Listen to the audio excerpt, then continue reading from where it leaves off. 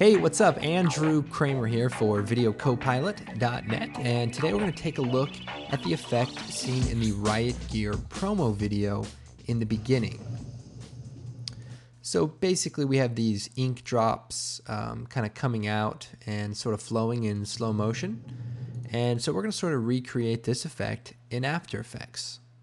Okay, let's go ahead and switch over to After Effects. We are going to be using After Effects 4.1, and basically this is the first version of After Effects I've ever used, and hey, I liked it then and I still like it now. So let's go ahead and get started. What I'm going to do is import some Riot Gear effects into the project window. So just off the screen here, I have our Riot Gear ink effects. So I'm going to bring in ink drop number 1, just drop it right into the project file.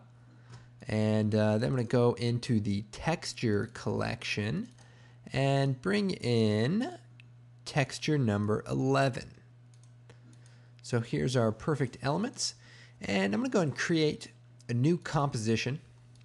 And let's see, we'll go ahead and use the NTSC DV preset. And I'll choose OK. And now we have our composition and our timeline. Oh, this is great. Good times. And first thing we'll do is take our grunge texture and drop it onto the timeline here. And there it is. Perfect, perfect. And let's go ahead and colorize the background. So I'm going to choose Effect, Adjust, Hue, and Saturation. Wow, look at this. And I'm going to bring the master saturation all the way down. And then I'm going to choose Effect, Adjust, Curves. And we'll go to the red channel and we'll just play with this a little bit. Maybe brighten up the RGB a little bit. Go to the blue channel. Ah, looking good. So we'll go ahead and move this out of the way here. So there's our background. And then we'll take ink drop number 1 and drag it out to the comp. And you'll see that we have a nice animation. Now I'm going to select our ink drop and I'm going to choose Effect, Channel, Invert. So we basically are inverting the image, and then I'm going to toggle our switches and modes, and we're going to change the transfer mode to multiply. So now our ink drop is nice and black and just like we want it. And then I'm going to rotate it. So kind of pull out here and hit W to get the rotate tool up, and I basically want to move this into position. I'll scale it down. You see this when you move stuff, it defaults to like the wireframe because computers were not too fast back in the day. So pretty fun. Okay, so that looks pretty good. And now I'm going to duplicate this, edit, duplicate. And I'll rotate it back again and move a second copy just on top. So sort of like a mirroring effect. And so now you can see we're starting to create that effect. Looking good. Now, the other thing we can do is change the transfer mode of these drops to like color burn. And you can see that just kind of creates a more intense effect and kind of looks nice. And now let's go ahead and add some text. So I'm going to choose Layer, New Solid. Not a lot of options here. So I'm going to choose New Solid, make comp size, and I'll choose OK. Then I'll choose Effect, Text, Basic Text. And you can't see it because it centers on my screen res and it's just off the frame there. But basically we got a nice little text window. I'm going to type in Riot Gear and we'll change the font to a nice Arial black. And we'll choose OK. Oh, great. So there's our perfect text. And change the color to white. And maybe increase the size a little bit. And then we'll choose Effect, Perspective, Drop Shadow. And then we can kind of soften this drop shadow. And that looks pretty nice. Now, let's add a glow to our Riot Gear. Now, I'm using the tryout version, so I don't have a glow function. But what I can do is duplicate my layer, choose Effect, Blur, Fast Blur. And I'll go ahead and shut the drop shadow off. And I'm just going to kind of blur it out a little bit. So look at that. We're creating a nice glow. and didn't take time at all. We can also change the color to like a nice blue color, and then change the transfer mode to add. So now we've created a nice glow, but our comp's getting a little complicated, so we better bring the resolution down to maybe half.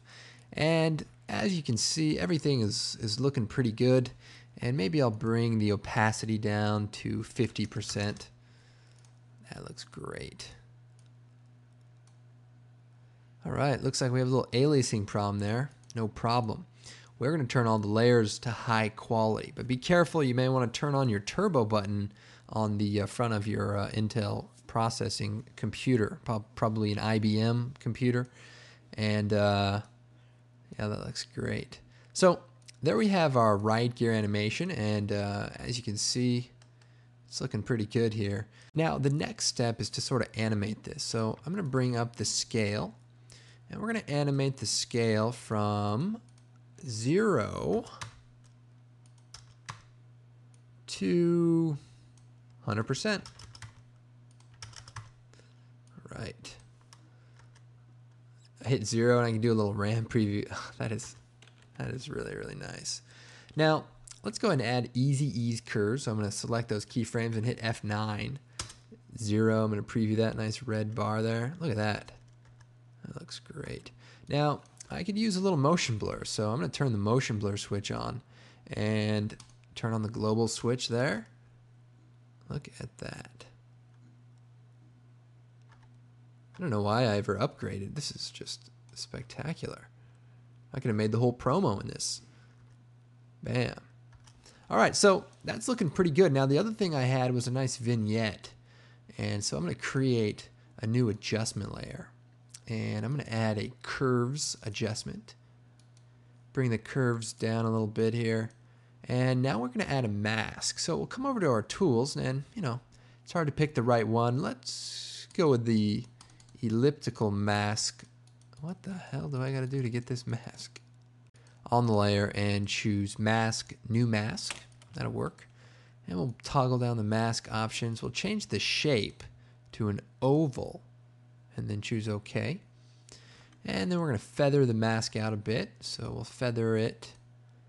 I'll feather it like 200 pixels. And then we're going to subtract the mask. So now we have a nice vignette there. It's looking great. Okay, so as you can see, this effect is looking pretty good. And, I think the only thing left to do is render this out. And before we do, let's change the color depth to 16. Oh wait, there's no 16 bits per channel, so 8 bits. That's plenty of bits for me.